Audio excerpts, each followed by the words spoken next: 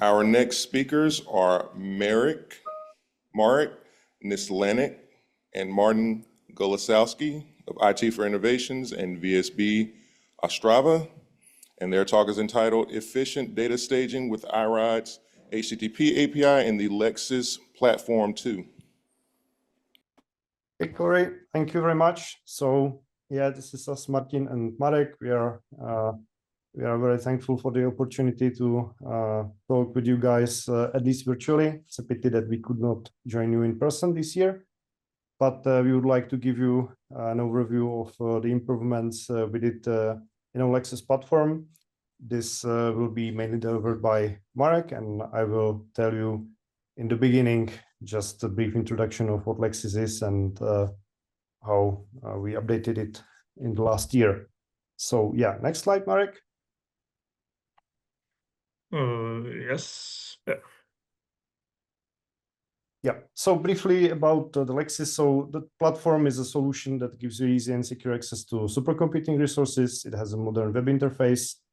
It allows you to keep your compute time allocation at one place. It means that you can use multiple clusters in one workflow execution. The workflows consist of steps that manage the actual batch jobs on the supercomputers, as well as data management tasks, especially data staging from iRODS to the HPC file system and back. It also allows you to launch the applications with a single button. Everything is available also as an API, so you can build your own front end if that's an option for you. It also gives you the easy access to the job logs. So the intention is that you as a user don't have to go through any terminal, any SSH access to get to your job output. You can easily access it through the LEXIS web interface. And the data management of the platform is, of course, based on iRODS and some middleware we built on top of it. And the nice thing about this solution is that essentially brings the complex ecosystem of supercomputing into the modern web technology, which means that we also have a common web plugin, which uses many identity federations across Europe. So it means that you can use your own university login to access our platform. And there are also a lot of other features which are mentioned on our website, which is at lexis.tech. So visit our website. There is also a link to the documentation, the technical documentation description. We have a lot of demo videos there and also access to the actual front end, to the portal. So yeah, next slide.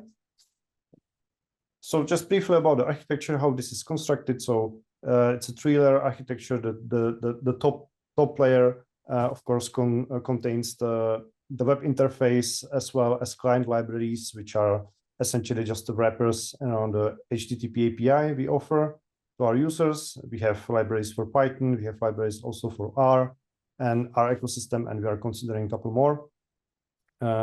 Then the LEXIS Platform Core, it's operated for the moment by us, by IT for Innovations. And it consists of three main pieces. Let's say, most important piece is the LEXIS Orchestrator, which is now based on Apache Airflow. And the Airflow then uses the LEXIS DDI, which communicates with the iRODS through remote staging workers, which are deployed at each HPC site, which you can see on the bottom of this image. And part of this component is also metadata index, which is based on Elasticsearch. And in the last version, we moved to the OpenSearch due to licensing policies. And we use the Keycloak for the AI. And down in the bottom of the image, you can see how we connect to the different HPC resources. So we use the iRODS as a let's say unifying layer for the storage resources at each of the sites, which means that we don't store any data centrally in the platform, just provide the APIs and the means to access it. And we use similar middleware also to provide unified API for job management. This is called HIPI, HPC as a Service REST API, and you can find more about that in our documentation. And I'm also very proud to announce that the LEXIS platform has become a part of the EuroHPC Geofederation platform effort, which just started this year. And LEXIS platform will provide its workflow capabilities and iRODS-based data management for the EuroHPC users around Europe. So yeah, that's the brief description of the architecture. Next slide. And here's the detail of the distributed data interface component, the DDI. In this image, there were not many changes. We did a lot of changes inside, and Marek will tell you more about that. But just a brief description of what that image is. On the left side, you can see the piece which is actually deployed in the core of the platform. It just contains the metadata index, which is centralized, and the one document in our index is actually one data set in the platform. We organize the data in a data sets, which you can imagine it's just a folder with a fancy set of metadata, and we use a custom-built REST API, which uses Celery on the back. Talk to staging worker process, which you can see on the right side on this in this image. And the staging worker is a process that's deployed usually close to the compute and storage resources at a particular center. And this is the piece which actually communicates with the iRODS, with local storages through POSIX, and also with the HPC cluster storage purely through user space, through SFTP and rsync, and uses the HIPI to facilitate to get access to temporary credentials and so on. And also the staging worker accesses remote iROD zones or other storage resources such as S3 and so on. So yeah, so that would be the brief description of the DDI. And next slide. And this is the detail on how we orchestrate things. So we built our orchestration solution on top of Apache Airflow. We didn't change the Apache Airflow in any way. We just built two new plugins or extensions to the Airflow. We built the LEXIS Provider, which is a Python package which contains all the tasks and operators, which allows us to talk to the DDI to orchestrate the data movement, then to HIPI to orchestrate the job management across the different centers, and to AI, of course, but this uses the Open ID standard, so we are capable of connecting to any other Open ID compliant identity provider. And we also have an operator that talks to our user org, which is our backend that keeps the multi-tenancy of our platform. And it contains the information about the projects, about the users of the platform, and so on. And we also built a API plugin, which allows the users to specify the workflows in several different ways. So because the Apache Airflow uses the Python files as a means to specify the workflow. So you have to write actual Python code to define a workflow. And we built a solution on top of that, which allows the users to either choose one of the predefined workflow templates, and the user doesn't have to know anything about the Python, just needs to specify, for example, the job script, the HIPI template he wants to use on the target cluster, or predefined obtainer container, or the platform also allows the user to pass its own completely custom job script if this is needed. And we also built a solution that allows the users to specify the workflow using the CWL, the common workflow language, using YAML files in a declarative way. And apart from the CWL, we still also keep the support for the Tosca, which is a different flavor of the, let's say, YAML-based workflow description. So this would be the Apache Airflow integration. All of that is, of course, open source and available on the web. Yeah, next slide, please. Now, briefly about several use cases I would like to mention here in our talk. So one of those use cases comes from the Ligate project, which was focused on optimization, developing application for molecular docking simulation, essentially for drug discovery. It contains some private intellectual property by Dumpe, which is an Italian pharmaceutical company. And the LEXIS platform here provides the access to workflows which allow the users to run this application with the custom data sets and custom set of parameters without giving the users the actual access to the binary or any other means to access the intellectual property of the company. So it is purely accessible by an API. And another use case is the openwebsearch.eu. It's a project that tries to build a completely open and transparent web crawling infrastructure, and it generates a daily web index, which is now accessible for all users of the LEXIS platform, and it is distributed using iRODS to our middleware API. So next slide. Yeah, here is just a highlight of the first use case I mentioned. So the drug discovery application was actually executed using 4 supercomputers at once using single workflow. You can see the locations here, and our cluster Carolina, which is hosted by us by IT4I, was used for post-processing, and we have the demo video here on YouTube, so you can access it using this QR code. This is just to showcase the capability of the platforms for unifying and federating the resources. Next slide. And this this slide actually shows you a detail of the web indices of the data sets which are produced by the Open Web Search project. And these data sets are essentially daily snapshots of most of the public internet, and these are now available in the form of web graphs with the metadata, and are available for everyone to download. And we use a set of iRODS zones deployed in several different European centers, namely CERN, CSC in Finland, LRZ in Germany, and IT4I in the Czech Republic. And we use that to distribute the data, the open web indices to the users.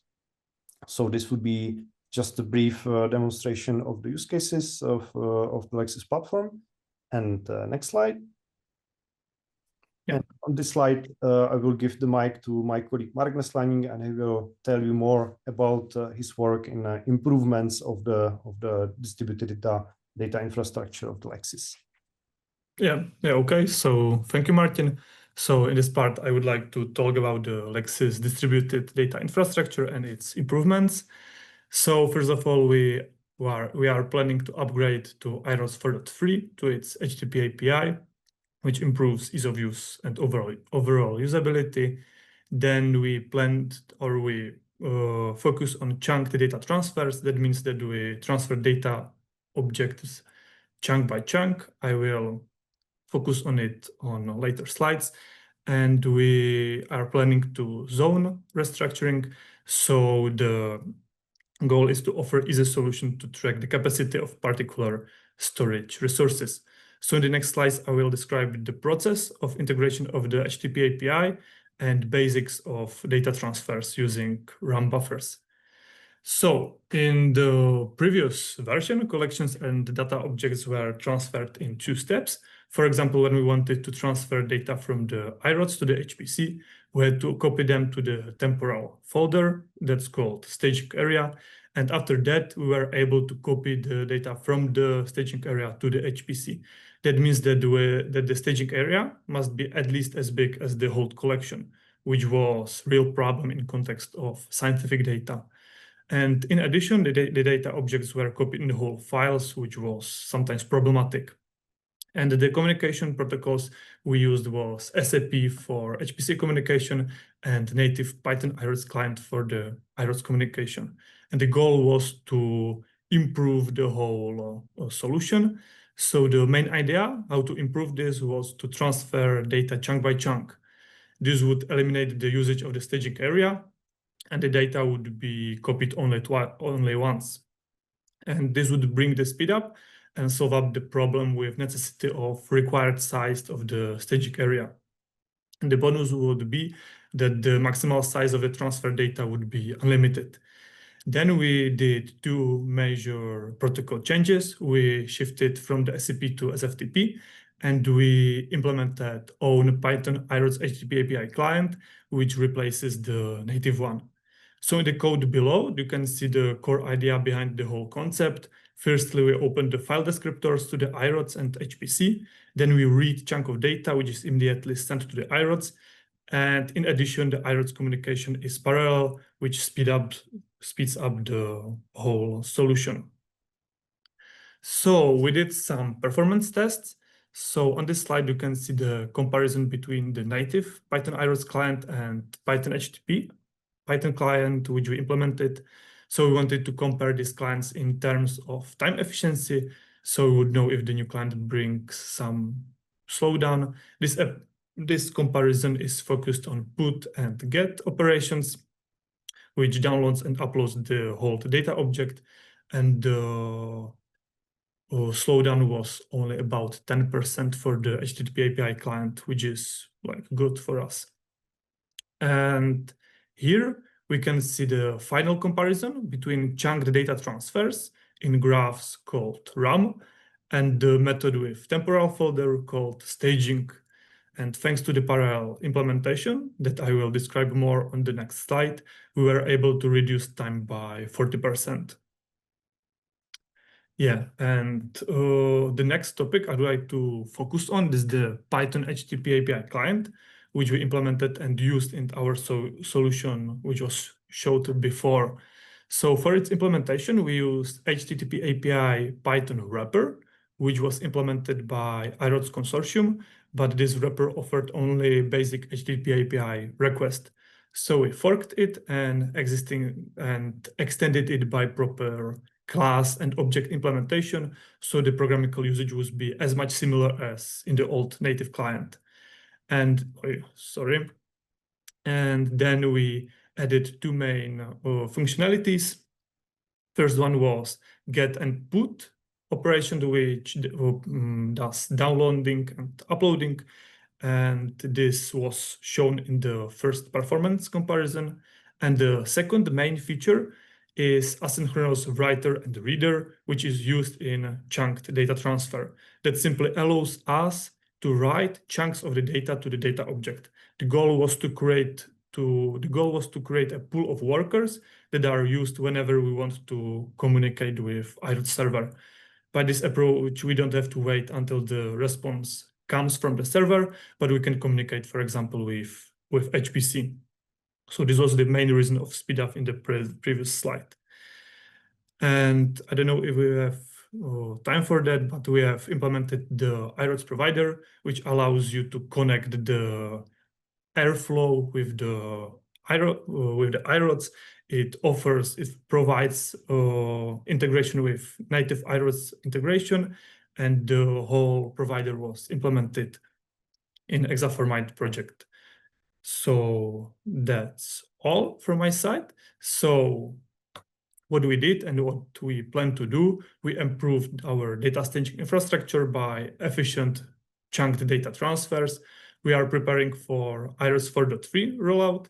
We'll expose more iRODS feature mainly for resource management. That means ticketing and quotas. And up to that, everything is packed in the fancy GUI. So that's all from our presentation. You can check our website or documentation, or you can watch multi-cluster workflow execution, and feel free to contact us at support@LEXIS. So thank you for your attention, and we'll be happy to answer your questions. All right, thank you. All right, we have a question from the room. Good morning, good afternoon. Question I have, can LEXIS be installed on our HPC, or do we have to go through your organization to register our HPC? Yeah, so this is LEXIS is intended to be offered as a, let's say, multi-tenant online platform. So it is best if you just contact us if you want to join.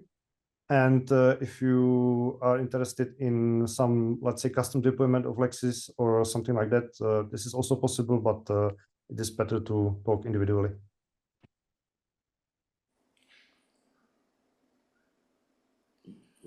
I'm sorry, can you repeat that? So you prefer us to use your platform to register our cluster with you and then our users, is that correct? Yeah, that's correct. But if you are interested in having your own instance of LEXIS or your own deployment or some dedicated stuff, just contact us and we can talk. Thank you. All right, okay.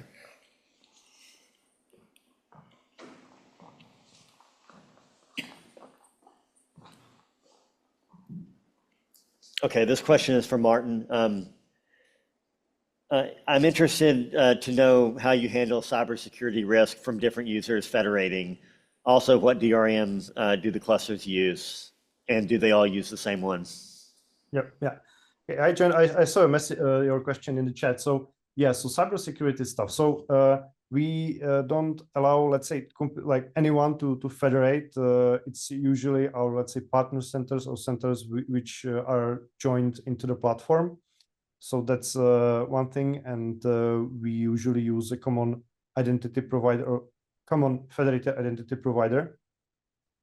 But in terms of the common cybersecurity risks, we have some security measures by our, let's say, university connectivity provider, and we of course have a rate limiting stuff and so on, and also we did some penetration testing on our side. Yeah, so yeah, about it. And I probably I don't understand what do you mean by DRM.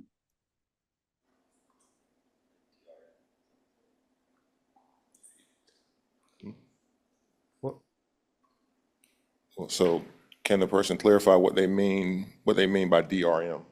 Yep. Yeah, it's John Constable. Okay. John, can you clarify what you mean by DRM? Yeah, cluster management software, LSF. Yeah, so because we procure our clusters as individual appliances for now, so each cluster has its own.